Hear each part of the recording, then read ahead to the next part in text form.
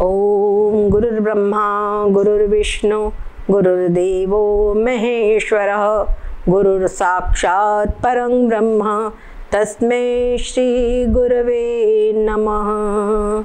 ब्रह्मानन्दं परमसुखदं केवलं ज्ञानमूर्तिं दन्दातीतं गगनसदृशं तत्त्वमस्यादिलक्ष्यम् एकं नित्यं विमलमचलं सर्वधी साक्षिभूतं भावातीतं त्रिगुणरहितं सद्गुरुं तन्नमामि, सद्गुरुं तन्नमामि। श्री राम जय जय राम, श्री राम जय जय राम। कृष्ण कन्हैया जय घनश्याम, कृष्ण कन्हैया जय घनश्याम।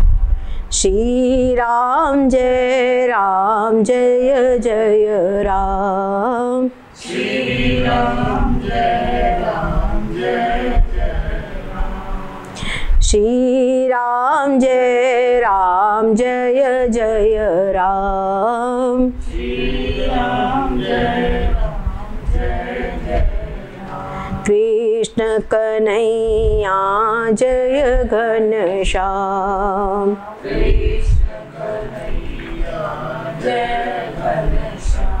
सद्गुरुदेव भगवान की, सच्चिदानंद भगवान की जय। ओम। कल आपका प्रश्न था आत्मज्ञान के विषय में था। वास्तव में मनुष्य जीवन का लक्ष्य है आत्मज्ञान, आत्म साक्षात्कार। हमारे श्री ब्रह्मा जी ने जिस समय सृष्टि की रचना की तो उन्होंने बहुत सी योनियां बनाई, है ना। गंधर्व, देवता, सरीसृप, वृक्ष, राक्षस, असुर, देवी, बहुत कुछ बनाया उन्होंने। पर उनके मन में संतुष्टि नहीं हुई। उनको ऐसा नहीं लगा कि मेरा काम पूरा हो गया है। कोई भी व्यक्ति जैसे बनाता है तो अपनी फिनिशिंग देखता है ना, तो उनको फिनिशिंग वाली संतुष्टि नहीं हुई। फिर उन्होंने मनुष्यों की रचना की। जब उन्हें मनुष्यों की रचना की तो खुशी से नाच उठे। क्यों? आज मेरी सृष्टि रचना का कार्य पूरा हो गया है। आज मैंने अपनी प्रतिकृति तैयार कर ली है। आज मैंने ब्रह्मा, विष्णु और महेश की छोटी इकाई तैयार कर ली है। और सबसे बड़ी बात यह है कि इस जो मेरी ये रचना है मनुष्य, इसके अंदर में ब्रह्म साक्षात्कार करने की योग्यता है। और ब्रह्म साक्षात्कार करके जन्म मृत्यु से छुटकारा प्राप्त करने की योग्यता इसमें है। सबसे बड़ी इसके क्वालिटी ये है, ठीक है। तो हमको मनुष्य शरीर मिला और हमने ब्रह्म साक्षात्कार नहीं किया तो क्या होगा? पाए ना पाए बराबर हो जाएगा। इसीलिए जब हमको मनुष्य शरीर प्राप्त हुआ है, हाँ, जब हमको मनुष्य शरीर प्राप्त हुआ है तो हमको आत्म साक्षात्कार, आत्मज्ञान अवश्य ही प्राप्त करना चाहिए, ठीक है ना। आपका जो प्रश्न है आत्मज्ञान बहुत ही सुंदर है।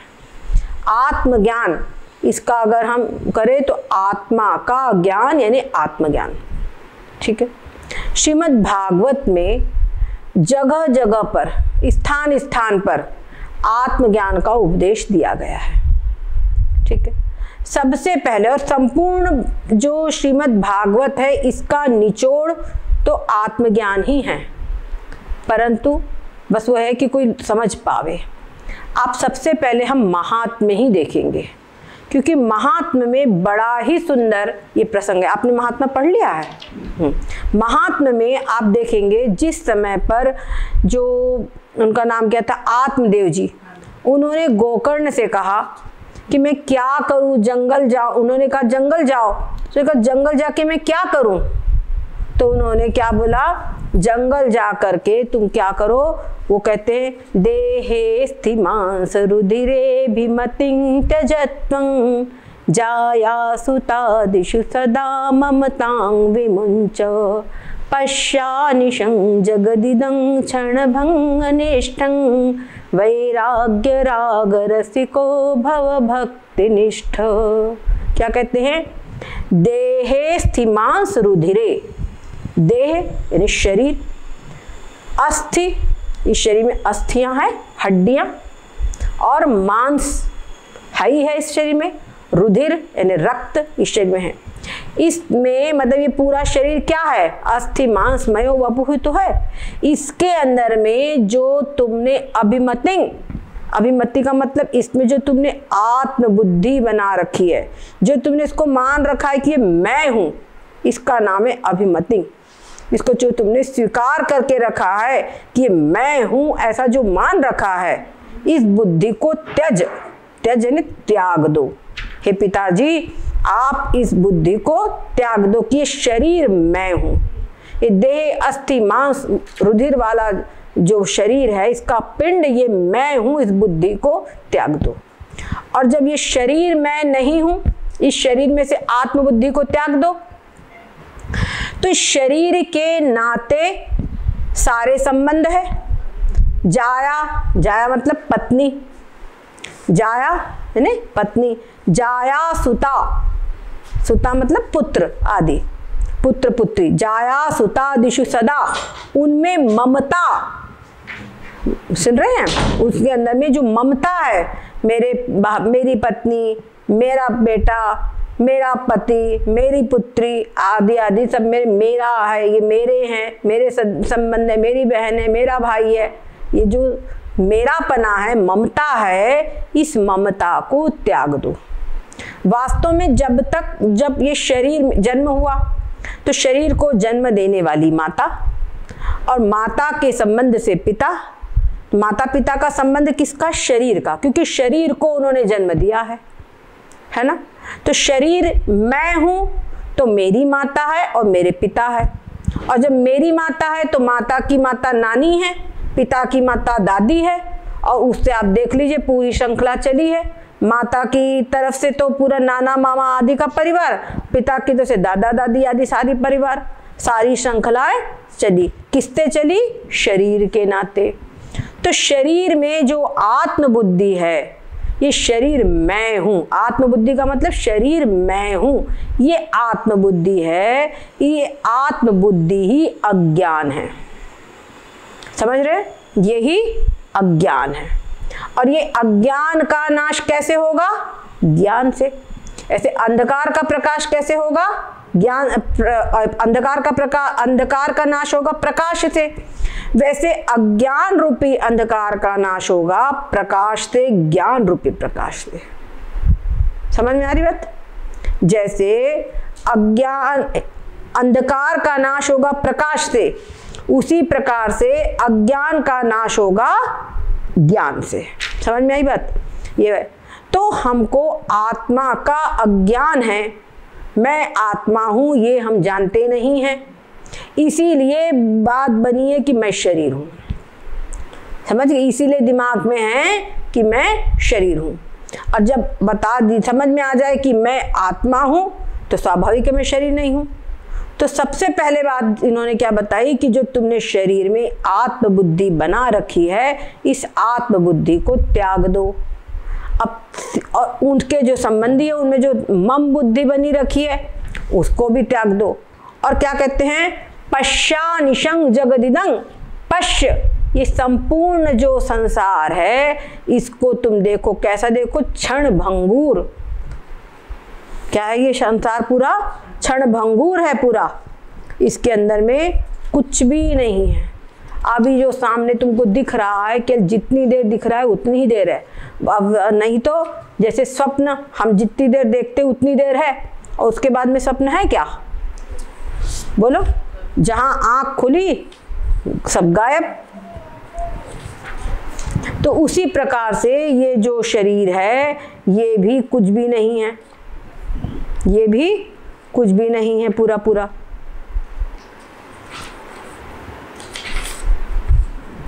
तो यहाँ पर पूरा हमको ये बात समझने की, पश्चा निशंग जगदिदं क्षणभंग निष्ठम, इसको समझ लो कि ये सब पूरा क्षणभंगुर है और इसको समझकर इससे अलग हो जाओ। जो तुमने समझ रखा है कि ये शरीर मैं हूं, इसको बुद्धि को त्याग दो। तो अब बात खड़ी होती है कि जब ये शरीर मैं हूं, इस मैं बुद्धि को त्याग दो, तो फिर मैं बुद्धि करे कहाँ? ये प्रश्न खड़ा होता है कि नहीं होता? आज तक समझ रखे कि शरीर मैं हूं, ये बढ़िया हाड़ मांस का बड़ा सुंदर शरीर, गोरा गोरा बढ़िया सुंदर बाल वाला ये शरीर मैं हूं। आज तक ये मान रखा है कि नहीं, सुडौल शरीर मैं हूं, ये मेरा नाम है, ये मेरे पति है, ये मेरी पत्नी है, ये मेरे अमुक अमुक सारे संबंधी है, इस प्रकार मान रखा है। अब बोलते कि शरीर तुम नहीं हो, शरीर में जो आप आत्मबुद्धि उसको त्याग दो, तो फिर बात होती कि आत्मबुद्धि करे कहाँ? प्रश्न होता है कि नहीं होता? तो वो आत्मबुद्धि कहाँ करना है? वो आत्मबुद्धि करना है आत्मा में। किसमें? ये शरीर के भीतर में जो आत्मा है, जिसके कारण शरीर हमको चलता फिरता उठता बैठता सब कुछ दिखाई पड़ रहा है, जिसके उपस्थित होने से इस शरीर में खाना पीना सब कुछ हो रहा है, जो खाया पिया जा रहा है वो पूरा पच जा रहा है, जिसके कारण से शरीर का चलना फिरना सब कुछ हो रहा है, सोचना विचारना सुखी होना दुखी होना सब कुछ हो रहा है, सारी क्रियाएं हो रही है, जिसकी उपस्थिति के कारण वही, और जिसके कारण से पूछा तो शरीर हमको जीवित दिखाई पड़ रहा है ना?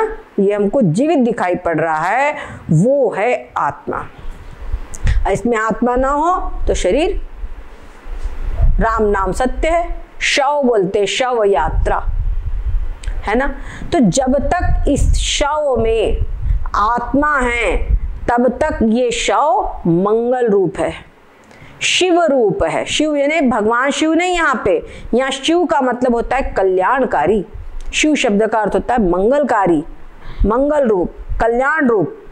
तो शिव इसमें जब तक है, यानी आत्म तत्व इसमें जब तक है तब तक ये शरीर शिव रूप है। अभी हम इसे सूतक नहीं मनाते है कि नहीं? मनाते हैं क्या कि उसको छू के सूतक हो जाएगा? ऐसा नहीं मनाते, परस्पर में सब व्यवहार कर रहे बैठे हैं। और जब इसमें से वो आत्म तत्व निकल गया तब बोलते शव हो गया, सूतक है भाई हमारे घर में, पूरे घर में पूरे खानदान में सूतक लग जाता है फिर, है ना? सूतक लग जाता है। और ये सूतक तो लगता ही है, व्यवहारिक दृष्टिकोण से बोले जो शव पड़ा होता है उस शव से बदबू आने लगती है, गलत है। और उसको शव को रखा रहा तो धीरे धीरे गलने सड़ने लगेगा, उसकी सारी स्थिति बदल जाएगी। पर जब तक इसमें आत्मा है तब तक के बिल्कुल मंगल मंगल है। तो जिसके कारण ये शरीर पूरा मंगल रूप दिखाई पड़ता है, शिव रूप दिखाई पड़ता है, वो आत्मा मैं हूं, ये शरीर मैं नहीं हूं। ये समझना ही आत्मज्ञान है। समझ गई? लेकिन इसमें रुकता नहीं है। देखो अभ्यास, जब बच्चा पैदा होता है तो बच्चे को पता तुम्हारा नाम ये है, ये मम्मी है, ये पापा है, ये बुआ है, ये बताया जाता है। साथ में शरीर के अंग, ये नाक है, ये कान है, बॉडी पार्ट्स उसको याद कराए जाते हैं। धीरे पहले स्टार्टिंग में भूल जाता है, गड़बड़ कर देता है, फिर धीरे धीरे धीरे सेट हो जाता है, उसके बाद कहीं नहीं भूलेगा। ऐसी मन रूपी बच्चा है, समझ गए? ये अभी स्टार्टिंग में आप इसको जब बताओगे और इतने जन्मों का देह निष्ठा का अभ्यास है तो कुछ टाइम तो लगेगा ना, समझ गए कि नहीं? कुछ टाइम तो लगेगा ही। मेन बात क्या है, हम फिर उसी में जाके घुस रहे हैं, ना घुसे तो चल जाए काम, पर अभी वही परिवार आदि में सब में रहना है। और मेन बात मन की वृत्तियां इतना सब मोह माया पाले हुए हैं, तो इसीलिए गड़बड़ी हो जाती है, मन उसमें रुकता नहीं है। पर मन रुकेगा कैसे? अभ्यास से। क्या कहते हैं भगवान? अभ्यासेन और वैराग्य, अभ्यास और वैराग्य से ये रुकेगा मन। इससे हमारे मन में बार बार आ गया गड़बड़ कि अपना शरीर बन गए, मेरा पिता, मेरा अमुक, ये भावना आ गई, मेरा बेटा, मेरी बेटी, ये बन गया भाव। तो जहाँ मेरा मेरा बना तो वहाँ पे अरे मेरा कैसे हो गया? ये मैं तो आत्मा हूँ, मैं तो आत्मा हूँ। तो जब मैं आत्मा हूँ तो मेरा कैसे हो जाएगा? अगर देखो माँ बोलते मेरी माँ, तो जन्म हुआ शरीर का तो शरीर की माँ, ये बात तो समझ में आती है। पर मेरा आत्मा का जब जन्म ही नहीं हुआ तो मुझ आत्मा की माता कैसे, मुझ आत्मा के पिता कैसे? समझ में आए? ये विचार करो। और ये विचार हमको स्वतः करना मुश्किल पड़ता है, इसके लिए हमको सद्ग्रंथों का सहायता लेना चाहिए। समझ गए? सद्ग्रंथों की सहायता लेना चाहिए। हम आपको बताएंगे ग्रंथ है ऐसे, जैसे श्रीमद् भगवद गीता भी है हमारी से हेल्पफुल, बहुत बड़ी ये है। उसी के साथ में अष्टावक्र गीता, समझ गए? अष्टावक्र गीता ये कुछ ऐसे ग्रंथ है, अवधूत गीता ये कुछ ऐसे ग्रंथ है कि हमको ऐसे पूरक ग्रंथों को पढ़ना होगा, उनको समझना पड़ेगा, उन पर अभ्यास करना होगा। जब उन पर हम अभ्यास करेंगे तब वृत्ति उसमें धीरे धीरे रुकने लगेगी। समझ में आई बात? ये बात होती है। अब आप जैसे श्रीमद् भागवत में ये बात बता दिया, पश्चा निशंग जगदिदं क्षणभंग निष्ठम वैराग्य राग रसिको भव भक्ति निष्ठम। और उसके साथ ही में क्या कहते, धर्मं भजस सततं त्यज लोक धर्मान। ये बात और सुना, समस्त जो लोक धर्म हैं ये क्या बोलेगा? अरे हम बोले सत्संग करेंगे, ताली बजाएंगे तो लोग हंसेंगे, ये क्या है? लोक धर्म है। वो क्या कहेंगे? बोलते ना सबसे बड़ा रोग क्या कहेंगे लोग, ये जो है ये लोक धर्म है। इन लोक धर्मों को, और भी तमाम लौकिक धर्म होते हैं, कुछ ऐसे धर्म होते हैं जिनका कोई उपयोग नहीं है, इन सबको छोड़ करके, और इसमें सबसे बड़ी बात है क्या कहेंगे, जब हम सही कार्य कर रहे हैं उस पर भी जब लोकलाज है, उस लोकलाज को छोड़ देना चाहिए। पर देखो जरूर कि हम शास्त्र के अनुसार अपनी कुल परंपराएं हमारी हैं वो भी गलत नहीं है ना? हमारी जो कुल परंपराएं उनके अनुसार हम सही कर रहे हैं। हमारी दादी भी ऐसी ही करती थी, दादा भी ऐसे ही करते थे, तो हम सही हैं।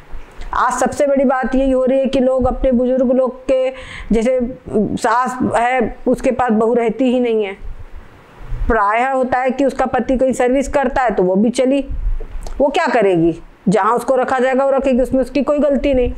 अब वहाँ रहती तो अपने जो लोकाचार है वो सीख ही नहीं पाती है, जो उसके घर की जो संस्कृति है वो सीख ही नहीं पाती है।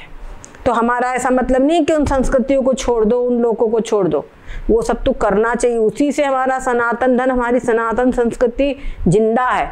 और वो सब बड़ी साइकोलॉजिकल है, वो जब करते हैं तो बड़ी साइकोलॉजिकल है। हमको याद है हमारी मम्मी शीतला माता के मंदिर जाती थी, शीतला माता की पूजा करने के बाद में सड़क की 7 गोटियां कंकरी रखती थी, उस पे दही दूध आगे सब चढ़ाती थी, जल वगैरह राबड़ी वगैरह सब चढ़ाती थी। और पथरी माता है कहती थी, वहाँ पथरी माता के पास में गणेश जी की कहानी सुनाई जाती थी, और कहती इनकी पूजा करने से अपने घर का व्यक्ति रास्ता नहीं भूलता। तो वहाँ पथरी माता के माध्यम से जो मार्ग है, उस मार्ग की जो अधिष्ठात्री देवी है उनका पूजन किया गया।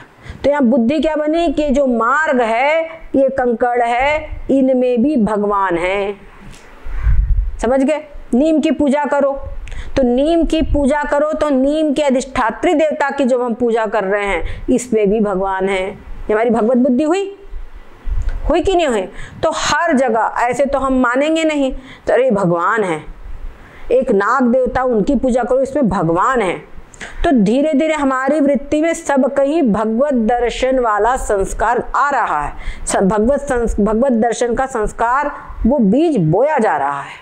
समझ गई? इस प्रकार की हमारी संस्कृति है। और इसके द्वारा एक ये भी है कि जो व्यवहार बाहुल्य है, व्यवहार में व्यक्ति लगा हुआ ही ड्रिंक एंड बी मैरी, हर जीव को खाना पीना भोग सबको अच्छे लगते हैं, चाहे किसी भी योनि का हो। तो भाई अब क्या होगा, वो उसमें डूब जाएगा। तो उसको डूबने से बचाने के लिए बोले हैं कि तुम ये तुम्हारे तमाम त्योहार है, समझ गए? तो वहाँ भगवान की पूजा करो, भगवान को भोग लगाओ, अमुक दिन अमुक, और फिर खाओ। तो वो सब तुम्हारी जो पहले क्या था भोग बुद्धि थी, जो भोग बुद्धि है वो बदलकर अब हो गई प्रसाद बुद्धि। समझ गए कि नहीं? तो ये प्रसाद बुद्धि से जब तुम खाओगे तो वो सब चीजें अंतःकरण शुद्ध करेगी, और जो भोग बुद्धि से खाओगे तो वो सब चीजें तुम्हारे अंतःकरण को शुद्ध नहीं करेगी, अपितु दूषित करेगी। वो सब चीजें दूषित करेगी। आज क्या हो गया है, हमारे यहाँ घर के अंदर में नारियां भोजन तक बनाने में आलस भी है उन लोगों को। क्या है, ऑनलाइन हो गया, होटल से मंगा लो आदि आदि, तो क्या वहां से वो शुद्धि मिलती है? तो बात ये होती है कि अगर हम माँ का दूध बच्चा पीता है तो माँ के संस्कार आते हैं, है कि नहीं? माँ का दूध बच्चा पीता है तो माँ के संस्कार आते हैं। अब माता उसको दूध पिलाएगी ही नहीं तो उसमें बच्चे में संस्कार कहाँ से आएंगे? उसको अपने हाथ से बनाकर वो ममत्व वाली चीज खिलाएगी ही नहीं तो उसके अंदर कहाँ से संस्कार आएंगे? वो भी सब जरूरी है। माँ के हाथ का भोजन वो कुछ अलग ही होता है। शिवाजी माता की, शिवाजी महाराज, हम बहुत उनका गुणगान करते हैं। उनकी माता थी जीजा माता। शिवाजी महाराज जो कुछ हुए हैं जीजा माता की वजह से हुए। जीजा माता ने उनको बचपन से ऐसे संस्कार दिए, पालने में से उसको थोड़ा एकदम दूध नहीं देती थी, थोड़ा रो ले, मतलब इसको भूख सहने की आदत होनी चाहिए, क्योंकि युद्ध करने जाएगा तो उसको भूख सहने की आदत होना चाहिए, तब उसको दूध पिलाती थी। एक दिन आया ने दूध पिला दिया, तूने दूध क्यों पिलाया? उंगली डाल के उल्टी करवा दी। मेरे बच्चे के अंदर मेरा छत्राणी का ही दूध जाना चाहिए। और शिवाजी महाराज ऐसे वीर निकले, उन्होंने स्वराज्य की स्थापना की। अगर वो न होते तो जो महाराष्ट्र के में अंदर में जो मराठा साम्राज्य पूरा उसका कुछ स्थान ना होता है। और बड़े बचपन से उन्होंने ये कार्य किया, ठीक है ना? तो ये सब चीजें होती है। तो हमारे यहाँ पे संस्कार जो आते हैं ये सब इन लोकाचारों से, ये सब संस्कार हमारे अंदर में आते हैं। हमारे घर में इस दिन ऐसी पूजा होती है, ये होना चाहिए। और ये बात होती है कि जो हम अपने वर्ण आश्रम के अनुसार पूजा पाठ, नित्य कर्म, नैमित्तिक कर्म, जैसे श्राद्ध के समय, रोज के समय भाई गायत्री पूजा करना है, कोई अतिथि आया उसको भोजन कराना है, कोई ब्राह्मण को दान देना है, एकादशी है वो दिन क्या कहते कुछ फलाहार दो, एकादशी के दूसरे दिन सीधा निकालो, आदि हमें जो परंपराएं हैं उससे अंदर में क्या होता है, हमारी दान करने की बुद्धि, ये सब पूरा जब करते हैं हम तो इन सब चीजों से हमारा अंतःकरण शुद्ध होता है। और तब हमारे अंदर में बुद्धि होती कि आत्मज्ञान हम प्राप्त करें।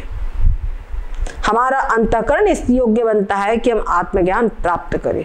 और तब वो ऐसा कुछ होता है भगवत कृपा से कि वो आत्मज्ञान बताने वाला भी कोई हमको मिल जाता है। और धीरे धीरे वो सब चीजें हमारे अंदर में आने लगती है, रुकने लगती है। समझ में आई बात? तो ये इस प्रकार रुकेगी, ऐसा नहीं कि नहीं रुकेगी, बस कुछ अभ्यास करना पड़ेगा। तो सबसे पहले आज हम आप लोगों को कुछ सवेरे भी हमने बताया था, सवेरे 7 बजे अभ्यास की बात। अभी हम फिर से, आप चाहे भगवत गीता उठाओ, चाहे पतंजलि योग दर्शन, उसमें का अभ्यास वैराग्य से ये संभव है। समझ गए? अभ्यास और वैराग्य से ये चीज संभव है कि वृत्ति वहां रुके। अब इसके अंदर अभ्यास कैसा करना? आज तक तो हमने समझा कि शरीर मैं हूं, हमारा नाम, तो इसमें विचार करने की आवश्यकता है कि जो शरीर है ये बना काहे से है। तो हम देखेंगे रक्त मांस आदि से सब शरीर बना हुआ है ना? रक्त मांस आदि सब चीजों से शरीर बना हुआ है। और ये सब चीजें जो कुछ भी है ये बड़ी घृणा लगती है हमको, लगती कि नहीं लगती? बाहर से देखो तो घृणा लगती है, पर वही सब कुछ पूरा का पूरा इसके अंदर में भरा हुआ है और उसका एक सलीके से पैकिंग की गई है। पैकिंग की गई है तो हमको पता ही नहीं चलता कि अंदर क्या है, और हम उसको मैं हूँ या अमुक नाम वाला मैं हूँ ऐसा बोलते हैं, है ना? हमारे यहाँ पर आपने धुंधकारी का पढ़ा ना, धुंधकारी ने जब वहां पर उसको जब मोक्ष हो गया तब वो आया पार्षद के रूप में, तब उसने अपनी अनुभूति बताई। क्या बोला उसने? जिस अन्न को सवेरे पकाकर रख दो तो शाम को वो सड़ जाता है, नष्ट हो जाता है, उसी अन्न के द्वारा ये शरीर बना हुआ है। फिर वो शरीर की कैसे नित्यता हो सकती है, वो शरीर नित्य कैसे हो सकता है, ये विचार करने के लिए। इसीलिए बुद्धिमानी यही है, बुद्धिमान व्यक्ति वही है जो इस विनाशी शरीर में रहते हुए, इस विनाशी शरीर में रहते हुए, इस विनाशी शरीर के अंदर में जो अविनाशी तत्व है उसको अनुभव कर ले, उसको जान ले, उसको प्राप्त कर ले, वही वास्तव में बुद्धिमान है। समझ में आ रही? एक चीज, यहाँ पे दो चीजें हैं। एक है ये शरीर जो कि विनाशी है, विनाशवान है, नाशवान है, और इसके भीतर में आत्मा है, ठीक है, वो नाश रहित है, अविनाशी है, वो तीनों काल में नहीं मारा जा सकता, वो तीनों काल में नहीं मारा जा सकता, उसके अंदर क्वालिटी है, उसको नहीं मारा जा सकता।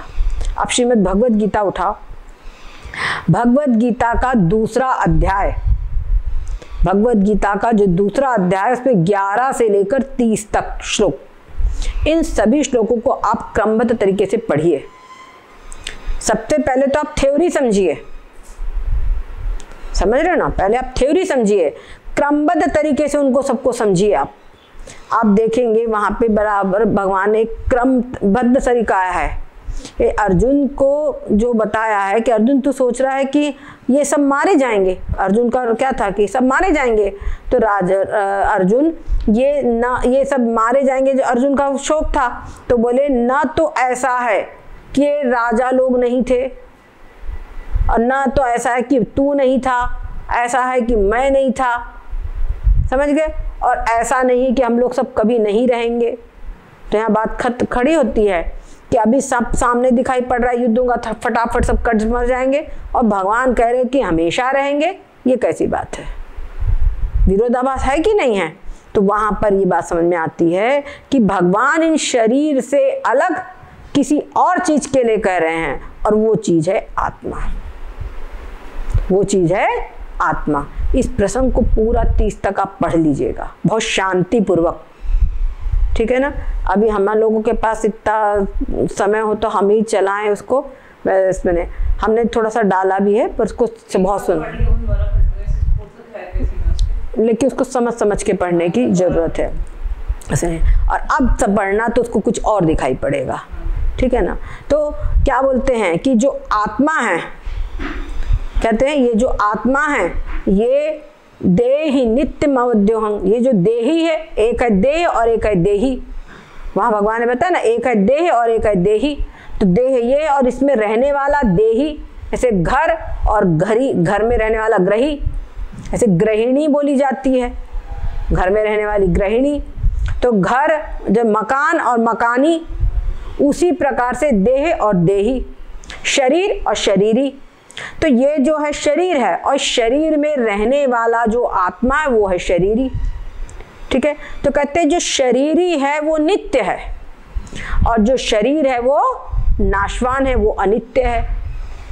यह सब अलग अलग करके पूरा बता दिया, और एक श्लोक नहीं कई श्लोकों से समझाया इसी चीज को, समझ गए। जो शरीर है वो नष्ट होने वाला है, और जो शरीरी है वो अजर अमर अविनाशी है। इस शरीरी का स्पेशल उन्होंने फिर वर्गीकरण किया है, क्या? न जायते म्रियते वा कदाचिन नायं भूत्वा भविता वा न भूयः अजो नित्यः शाश्वतोऽयं पुराणो न हन्यते हन्यमाने शरीरे। क्या कहते हैं? ये जो आत्मा है न जायते, ये आत्मा का जन्म नहीं होता है, आत्मा का मरण नहीं होता है, और कभी भूतकाल में भी इसका जन्म और मरण नहीं हुआ है, ठीक है। कदाचित भी ऐसा नहीं हुआ है, और ऐसा भी नहीं है कि कभी होगा, और भविष्य में भी कदाचित ऐसा नहीं होगा किसका जन्म मरण हो। और क्या कहते हैं? जो आत्मा है अजो, अजो यानी अजन्मा है, यह आत्मा अजन्मा है, ऐसा नहीं कि जन्मा नहीं तो नहीं है।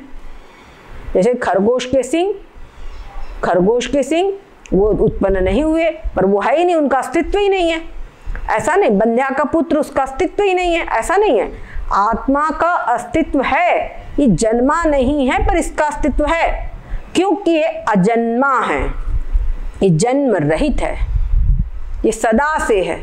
अजो नित्य, ये नित्य है, नित्य ने सदा सदा रहने वाला, कभी भी ये नष्ट नहीं होता। आत्मा एक ही होता ना सबका? एक ही आत्मा है, आत्मा एक ही है। हाँ नहीं है, इसकी बहुत सारा पूरा विस्तार से अगर आप समझ लोगी ना बहुत आनंद आ जाएगा। तो अजो नित्य शाश्वत है, ये शाश्वत यानी सदा रहने वाला, सदा ऐसा ही एक रूप रहने वाला है, ऐसा नहीं कि चेंज हो जाए। शाश्वतो यं पुराणो, और पुराण है, पुराण मतलब सबसे आदि में यही था। जब सृष्टि की उत्पत्ति नहीं हुई थी तब सृष्टि के आदि में यही था, सबसे प्राचीन ये है पुराणों। हाँ जब आत्मा अंदर जीव आत्मा शरीर चलाती है, जब मर जिंदा है फिर वो आत्मा कैसे चलेगी? क्या बोले? आत्मा फिर कहाँ चली जाती है जब शरीर डेड हो जाता है? हाँ हाँ पहले कि आत्मा जब कहीं आती जाती रही तो शरीर से क्या निकलता? हाँ ये बताएंगे प्रसंग इसको, ये बिल्कुल क्वेश्चन उठता है। जब आप कुछ चिंतन करोगे तो ये प्रश्न उठेंगे और इन सभी प्रश्नों का उत्तर है, मिलेगा आपको, पर क्रमशः नहीं, क्रमशः हम भी बताएंगे। कुछ अपने आप भी मिलेगा, कुछ हम बताएंगे। ये सब आएगा आएगा थोड़ा, जब कचुकाल करिए सत्संगा, है ना, ऐसा नहीं। तो जो आत्मा है ये आत्मा नित्य है, और क्या कहते हैं, न हन्यते हन्य माने शरीरे, ये शरीर, ये जो आत्मा ये नहीं मरता है। और जो हम लोक में सुनते मर गया बोलते हैं ना, ये मर गया किसके लिए बोलते हैं? शरीर के लिए बोलते हैं। यहाँ पर युद्ध का प्रसंग था तो भगवान ने कहा हन्य क्रिया लिया, परंतु एक बात और भी है, मृत्यु रूपी जो क्रिया है वो सबसे ज्यादा भयंकर है। मरण रूपी जो क्रिया है वो सबसे ज्यादा भयंकर है। तो भगवान ने कहा कि इसका मरण नहीं होता है, इस आत्मा की मृत्यु नहीं होती है। तो जब इसकी मृत्यु नहीं होती तो आदि जितनी भी क्रियाएं हैं, जन्मना भी नहीं होता, जन्म भी नहीं होता, मरण भी नहीं होता, तो इसमें चलना फिरना उठना बैठना और इसका बुढ़ापा यानी बालक युवा और वृद्धावस्था आदि ये भी कुछ इसमें नहीं होते हैं। यहाँ बताने का दृष्टिकोण ये है कि इसमें कोई भी परिवर्तन नहीं होता आत्मा में। ऐसा ही आत्मा, शरीर में परिवर्तन होता है। शरीर जन्मता है तब बालक रूप रहता है, उसके बाद थोड़े दिन में शिशु और फिर कुमार हो जाता है ना, कुमार हो जाता है, किशोरावस्था को प्राप्त होता है, किशोरावस्था में युवावस्था को प्राप्त होता है, फिर ये प्रौढ़ होता है, फिर वृद्धावस्था होती है, फिर जर्जर अवस्था हो जाती है, फिर जर्जर अवस्था के अंदर मृत्यु है सीधे। तो 6 इसके अंदर में अवस्थाएं परिवर्तन होता है, एक समय तक के बढ़ता है, उसके बाद में ढलना शुरू होता है शरीर में, लेकिन आत्मा में ये कुछ भी नहीं होता। समझ गए? और ये आत्मा के लिए आगे बताती है आत्मा अव्यय है। श्रीमद् भगवद गीता में बड़े ढंग से ये आत्मा अव्यय है। अव्यय ने जो कभी खर्च नहीं होता, जो कभी खर्च नहीं होता मतलब जो कभी कम नहीं पड़ता। हमने 2 किलो आटा माढ़ा, उसकी रोटी बनाई, धीरे धीरे धीरे आटा खत्म हो जाएगा, पर आत्मा ऐसा नहीं है। आत्मा से सब कुछ उत्पन्न हुआ है, संपूर्ण विश्व उत्पन्न हुआ है, लेकिन फिर भी आत्मा जो का त्यों है।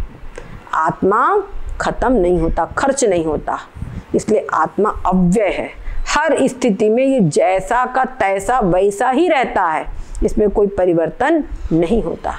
ये भगवद गीता के जो श्लोक है इनको पढ़ना विधिवत, तो ये चीज आपको समझ में आएगी। ठीक है, तो ये बात हमको समझने की है कि जो आत्मा है वो अलग है, आत्मा अविनाशी है और शरीर विनाशी है। दोनों में अंतर है। ये दोनों को अलग अलग करना यही विवेक है। ठीक है, आत्मा नित्य है, शरीर अनित्य है। अलग अलग करना यही है कि ये अलग है, ये अलग है, इसको समझना, विवेक पूर्वक समझना, यही अभ्यास है, यही अलग अलग समझना। अच्छा, सवेरे हमने जो थोड़ा सा बताया था, ये समझ के चलिए कि शरीर अलग है, आत्मा अलग है, ये समझने, ये तो बात समझ में आ गई। हाँ, व्यवहार लेना होता है वैसे, जब हम व्यवहार करते हैं तब हम ये चीज देखो। अब इससे क्या होगा, आपने इस चीज को समझा और सवेरे हमने आपको बोलने उल्टा सीधा कोई शिव को बोल रहा है। हाँ सोचना होगा। हाँ यही वहाँ पे हम जो अपना दे रहे हैं, हाँ वो सहन शक्ति बढ़ जाती है इसके अंदर। सहन वो सहज आते हैं अपने अंदर में, वो जो धैर्य है वो अपने आप आता है। और साथ साथ में क्या कहते हैं, लोक धर्म के भैया लोक धर्म की जो बात हो रही है, लोक धर्म में भी कि मेरा बेटा है, मेरी बेटी है। अरे एक समय तक है आपकी जिम्मेदारी, समझ गए? आपने उनको विवाह कर दिया, अपने पैरों पे खड़ा कर दिया, अब वो अपने कमाने लायक हो गए, समझ गए? अपना परिवार चलाने लायक हो गए। अब आप उनसे धीरे धीरे अलग होइए, कनेक्शन काटिए। अब ये नहीं कि पोता हो गया घर में, परपोता आने की तैयारी में है, परपोता आ गया, ये भी देखा जाता है। लेकिन फिर भी दादाजी बोल रहे हैं कि मेरे बिना काम नहीं चलेगा, मैं ही काम करूं। अब उनको ये नहीं करना चाहिए, उनको चाहिए कि धीरे धीरे तुम अपना संभालो, तुम धीरे धीरे नहीं, पूर्ण रूपेण अपने आप तुम संभालो। हमको केवल भिक्षा के लिए भोजन दे दो और अपना बैठ करके, जैसे रामचरितमानस है, श्रीमद् भगवत गीता है, भागवत है, और हमने बताया मुख्य रूप से अष्टावक्र गीता है, अवधूत गीता है, समझ गए? अपरोक्षानुभूति है, भगवान शंकराचार्य जी के जो ग्रंथ है, विवेक चूड़ामणि और बहुत से ग्रंथ है, इन ग्रंथों को समझे, उपनिषदों का अध्ययन करे, पढ़े इनको और समझे। और पहले स्टार्टिंग में तो गुरुमुख से अगर पढ़ लिया तो बहुत बढ़िया आ जाएगा, जो आपको ये तत्व समझा सके ऐसा गुरु। ये भी ध्यान रखना, जिसके पास स्वयं इस तत्व का ज्ञान हो वही इस चीज को समझा सकता है।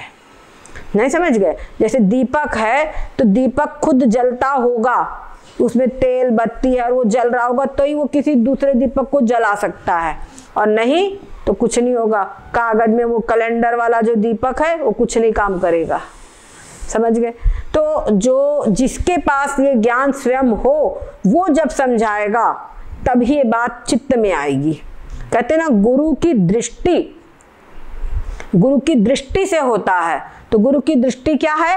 वो जब समझाते तो वैसा वो चीज वहां पे समझ में ऐसी प्रवेश हो जाती है, इसलिए गुरु की दृष्टि होना। वास्तव में नियम होता है, जैसे सत्संग होता है, ये आत्मज्ञान की चर्चा स्पेशली, तो बीच में से क्रॉस नहीं किया जाना चाहिए, क्योंकि एक शिष्य के यहाँ से, शिष्य गुरु के यहाँ से एक किरण निकलती है, वो किरणें शिष्य की तरफ जाती है। अब बीच में निकल गए तो तुमने वो किरण को काट दिया, इसलिए मना किया जाता है। एक तो शिष्टाचार भी है, पर ये रीजन भी है यहाँ पर, बीच में से नहीं निकलना चाहिए। तो हाँ ठीक है। अब यहाँ पर आप समझो, इसमें कई प्रक्रियाएं हैं। आज हम आप लोगों को एक छोटी सी प्रक्रिया बता रहे हैं। हमको अभ्यास करना है कि शरीर अलग है और मैं आत्मा अलग हूँ, समझ गए? तो क्या है कि हमने शरीर को पकड़ रखा है कि शरीर मैं हूँ, शरीर मैं हूँ, ये हमने पकड़ रखा है शरीर को। आप देखो, एक होता है कच्चा नारियल, तो कच्चा नारियल में कहते हैं उसकी गिरी जो है वो खोल में चिपकी रहती है ना, और वास्तव में उस पूरे खोपड़ा जो है उसकी कीमत तब तक है जब उसमें तक गिरी है।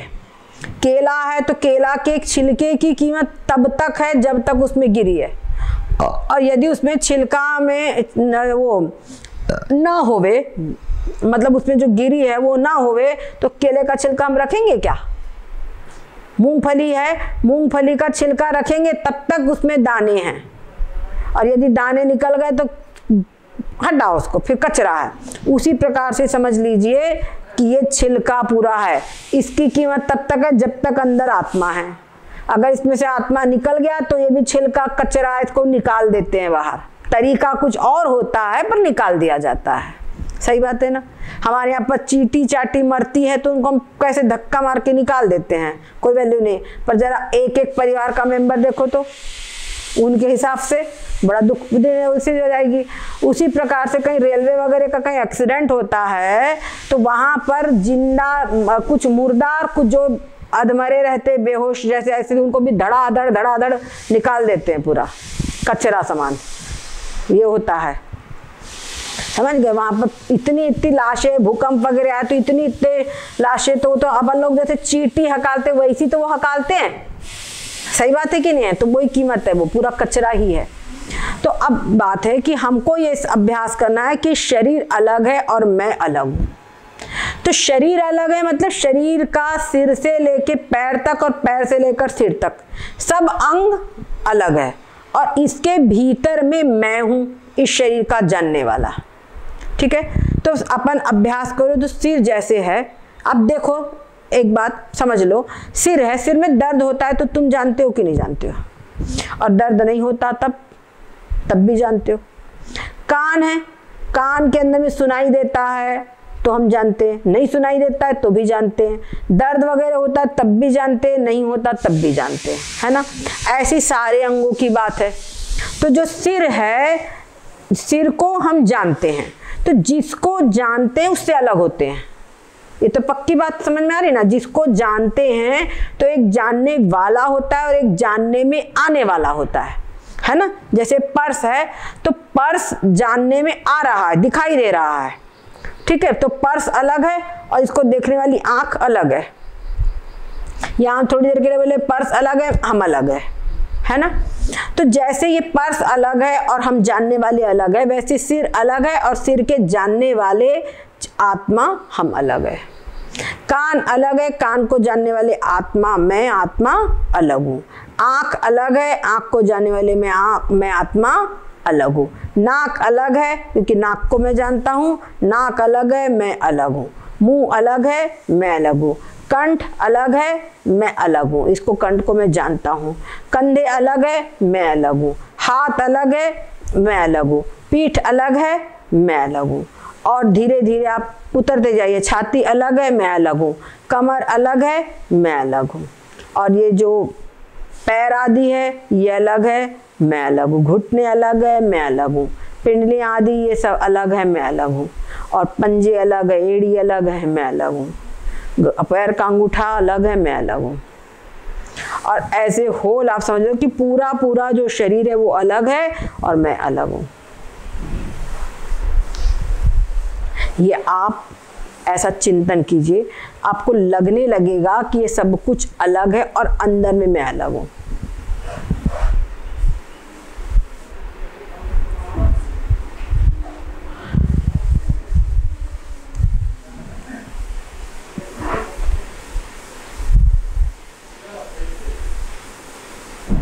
तुम क्यों नहीं कर रहे हो जो बताई हूँ? तो पता ही है।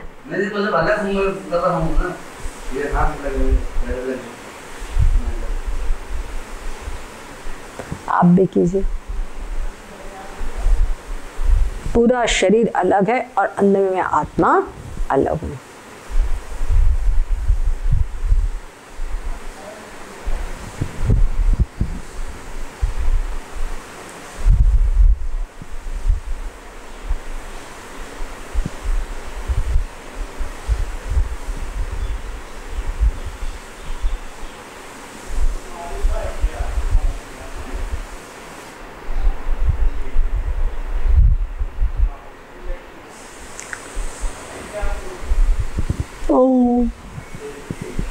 कुछ आ रहा है फीलिंग्स में?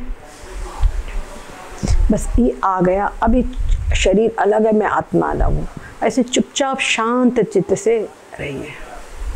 बस अपने को ऐसा लगा कि गड़बड़ हो रहा तो फिर से शरीर अलग है, आत्मा अलग है, उसको अभ्यास करके मतलब ये बोल करके फिर मन को याद दिला दे कि शरीर अलग है, आत्मा अलग है।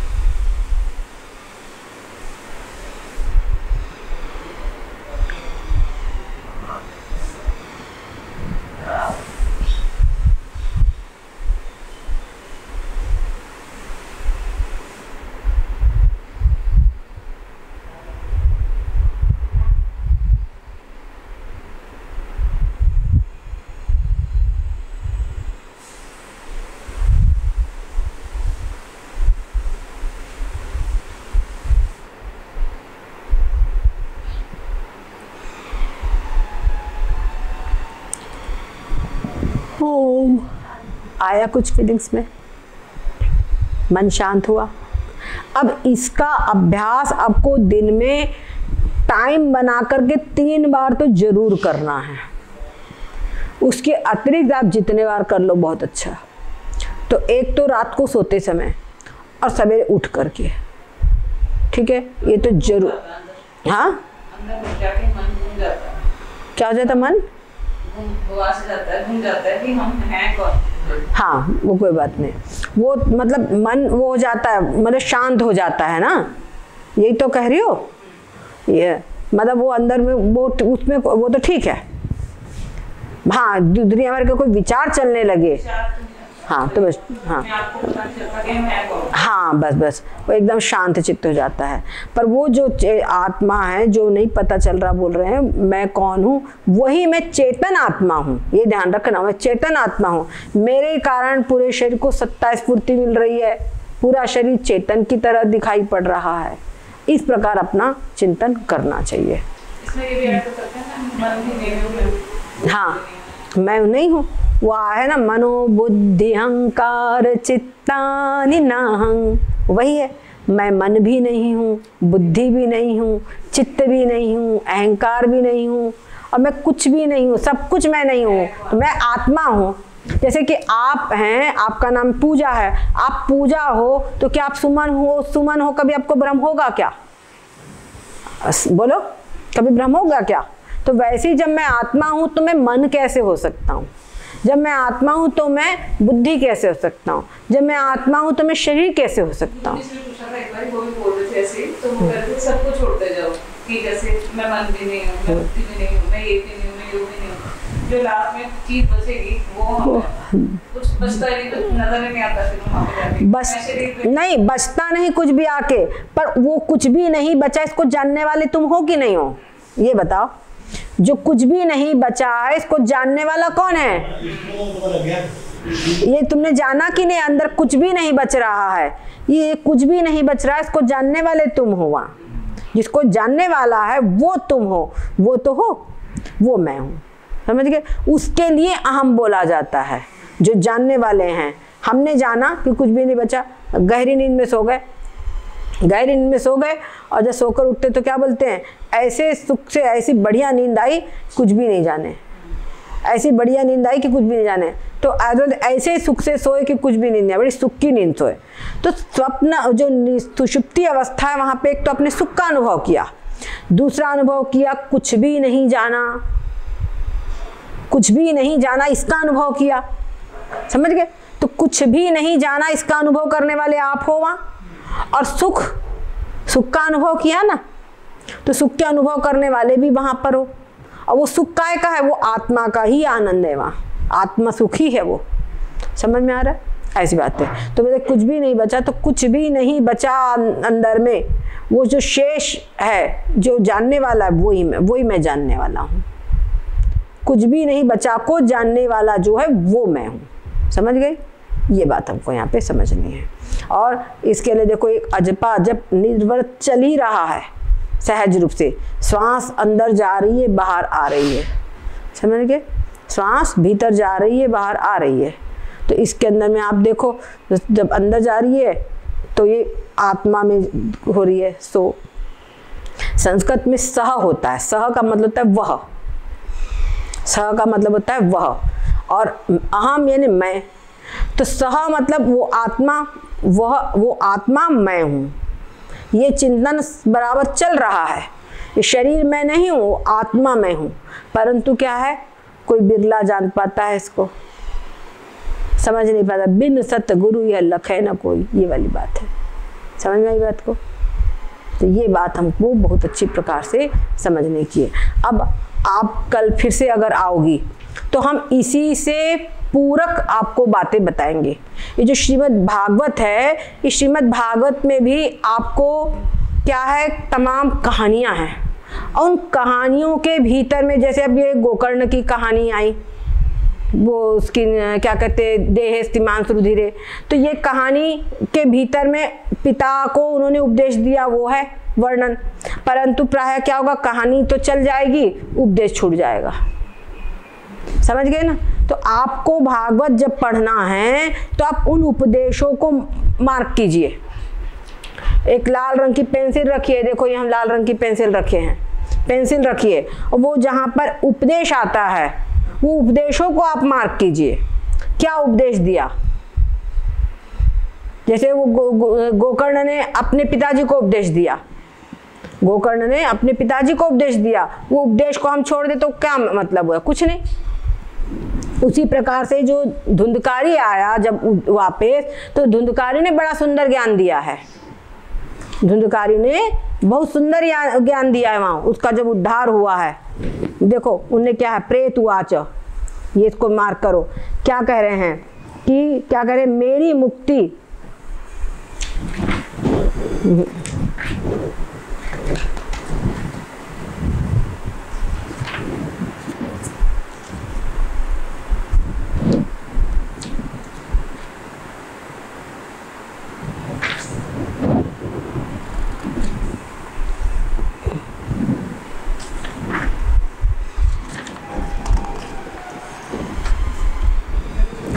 देखो ये भागवत का महात्मा उन्होंने बताया है बड़े, उसमें क्या कहे, भाई वो आए जो गोकर्ण, उन्होंने पिता भाई को प्रणाम किया और कहे त्वयाहं मोचितो बंधो कृपया प्रेत कश्मलात्, हे भाई तुमने कृपा करके मेरे को प्रेत योनि से छुड़ा दिया है। कितनी करुणा उनके मन में है, प्रेत योनि की यातनाओं से तुमने मुझे मुक्त कर दिया। और क्या कहते हैं, धन्या भागवती वार्ता प्रेत पीड़ा विनाशिनी, ये प्रेत, ये जो भागवती वार्ता ये धन्य है जो प्रेत पीड़ा का विनाश करने वाली है। और क्या कहते हैं, सप्ताहोपि तथा धन्य, और इस सप्ताह यज्ञ भी उसी प्रकार धन्य है। कैसे, कृष्ण लोक फलप्रद, ये कृष्ण लोक को देने वाला है। और जो वो आया था, कंपन्ते सर्व पापानि सप्ताह श्रवणे स्थिते अस्माकं प्रलयं सद्यः कथा चेयं करिष्यति। जब कई श्रीमद् भागवत होती है तो जो पाप है वो थर्रा जाते हैं भय से, क्या क्या अब हमारा अंत हो जाएगा। क्यों? क्योंकि जो कथा ये हमारा अंत कर डालेगी, पाप सब थर्रा जाते हैं। और क्या कहते हैं, इसने कितनी बढ़िया बात कहा है, आदं शुष्कं लघु स्थूलं वांग मन कर्भी कृतम श्रवणं विदहेत पापं पावकः समिधो यथा।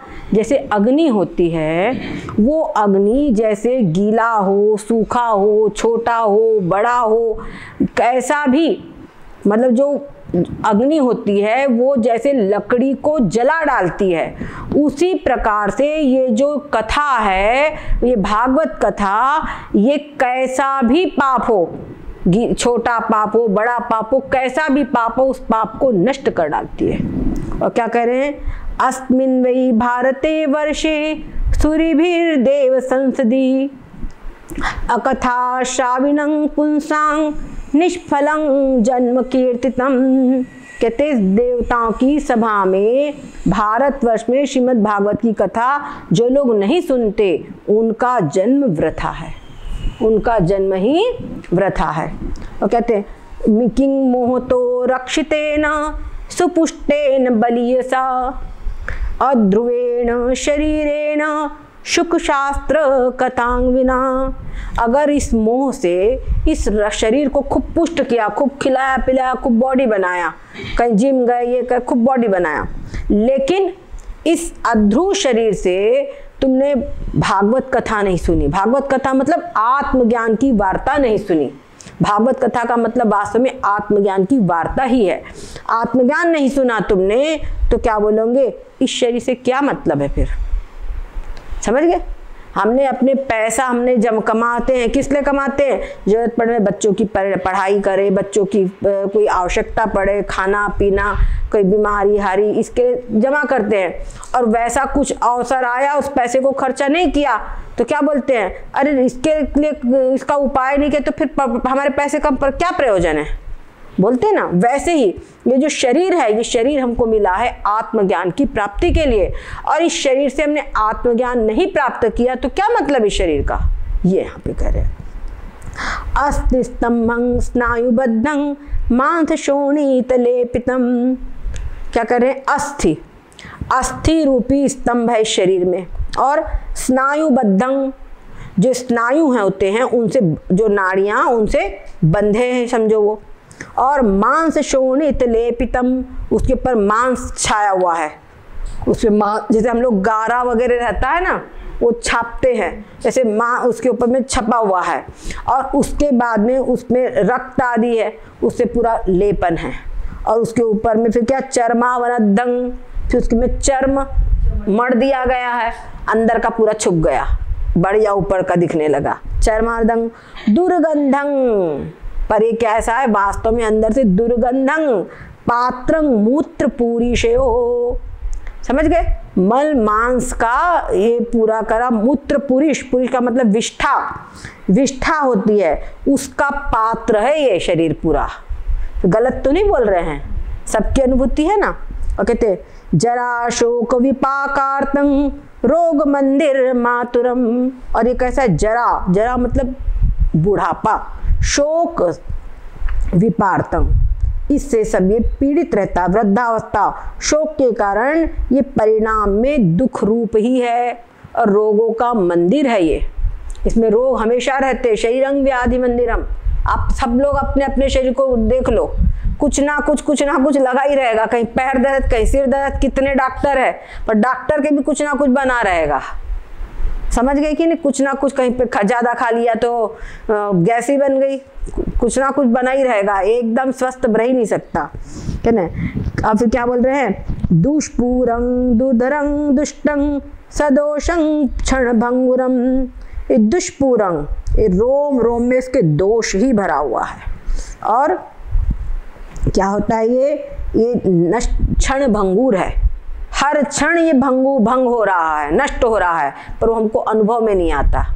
समझ में आ रहा ना? जैसे अभी एक ही दिन में नहीं मौत हो जाती, बीमारी व्यक्ति को ले डालती, बोलते हैं ना, जैसे जो खाना पीना आदि होता है, हम जैसे जो अपनी मशीन यूज़ करते हैं, तो मशीन एक ही दिन में नहीं, इतने साल चलते चलते चलते चलते, जैसे लैपटॉप है, कंप्यूटर, तो अंदर में कुछ उसमें जमा होते हैं कुकीज़ वगैरह, और वो भी सब क्या उसमें दोष सब पैदा हो रहे हैं धीरे धीरे, और फिर धीरे धीरे वो मशीन सब डाउन हो जाती है। वैसे शरीर भी जानो है, दिन भर वो करते करते शरीर तो पूरा डाउन हो जाता है, और हर क्षण नष्ट हो रहा है ये, समझ ना? एक क्षण में भी इसे नष्ट हो रहा है, हमेशा इसके अंदर में कुछ ना कुछ परिवर्तन हो रहे हैं बराबर। और क्या कहते? क्रमिविद भस्म संज्ञान्तं शरीरमिति वर्णितम। क्या बोल रहे हैं? ये वास्तव में जो शरीर है ये क्रमिविद, कीड़ों की, जो कृमि होते ना, कीट कीड़े, उनकी विष्ठा ही बनता है। अगर इसको जमीन में गाड़ दिया जाए तो कीड़े इसको खा जाते हैं, तो उनकी विष्ठा बन जाता है, और अगर इसको जला दिया जाए तो भस्म बन जाता है, ऐसा बोल रहे हैं। संज्ञान तक ऐसी संज्ञा वाला, अंत में इसकी यही संज्ञा हो जाती है, उस शरीर को, उसी को शरीर कहा जाता है। और क्या कहते? अस्थिरेण स्थिरं कर्म कुतोयं साधये नहीं। ये जो अस्थिर शरीर है, उस अस्थिर शरीर से तुम जो स्थिर कर्म है, शाश्वत कर्म है, मतलब आत्मज्ञान को क्यों नहीं प्राप्त कर लेते हो, ये बोल रहा है। कौन बोल रहा है? वो जो प्रेत जिसने भागवत को सुन के मुक्ति प्राप्त किया है, धुंधकारी, वो कह रहा है। ये दूसरे लोग कहे, विद्वान लोग तो कह रहे हैं, पर इसकी खुद की अनुभूति है। इसने प्रेत योनि का कश्मल भी सहा है, और कथा को सुनकर के मुक्ति भी प्राप्त की है, कृष्ण लोक भी प्राप्त किया है, तभी अपनी अनुभूति बोल रहा है। फिर क्या कहे? यत् प्रातः संस्कृतं चान्नं सायं तच्च विनश्यति तदीय रस संपुष्टे काये का नाम नित्यता। क्या कहते हैं? यत् प्रातः संस्कृतं चान्नं, जो अन्न सवेरे पकाकर रख दिया जाए तो सायंकाल वो नष्ट हो जाता है। वो तदीय रस संपुष्ट, उसी रस से संपुष्ट हुआ, उसी रस से विकसित हुआ हुआ, संपुष्ट हुआ हुआ ये शरीर जो है, ये जो काया है, इसकी नित्यता कैसे, ये नित्य कैसे हो सकता है? काये का नाम नित्यता। समझ गए? कितने तर्क कैसा है इनका, रिजनेबल है कि नहीं है बातें? तो हमारे शास्त्रों में वास्तव में जो कुछ भी है सब लीगल है, सब तर्कपूर्ण बात है, अर्थी वैसी कोई बात ये नहीं है। सप्ता श्रवणालोके प्राप्यते निकटे हरि, तो कहते इस लोक में जो सप्ताह श्रवण करता है तो उसे भगवान की शीघ्र ही प्राप्ति